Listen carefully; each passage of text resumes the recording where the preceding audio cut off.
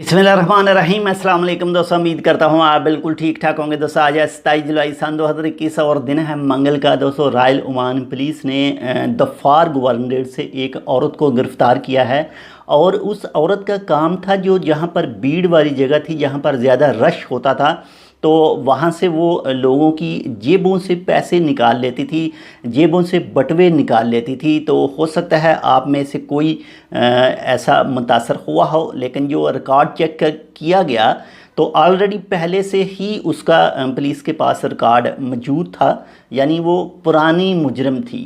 तो बाकी जो कानूनी कार्रवाई है उसके ख़िलाफ़ हो रही है। बाकी अगर कोई मज़ीद अपडेट आती है तो वो भी आपके साथ शेयर करते हैं। इसके अलावा जो दोस्त सलाला में रहते हैं, तो मैं भी 2 से 2.5 साल सलाला में रहा, तो मेरे साथ कुछ इसके अलावा कुछ दूसरे वाक़यात सामने आए थे। एक गाड़ी में एक हसीना, कातिल हसीना आप उसको कह सकते हैं, जो लोगों को लूटती थी। तो जो सलाला में रहते हैं तो वो इसके हवाले से बेहतर जानते हैं। यानी ये केस और जो कातिल हसीना दूसरा वाला है, वो दोनों अलग-अलग केस हैं।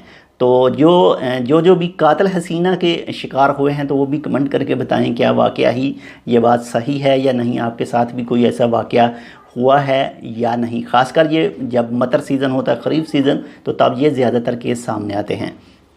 तो बाकी इंशाल्लाह मिलते हैं आपसे दूसरी अपडेट के साथ। तब तक के लिए अल्लाह हाफ़िज़।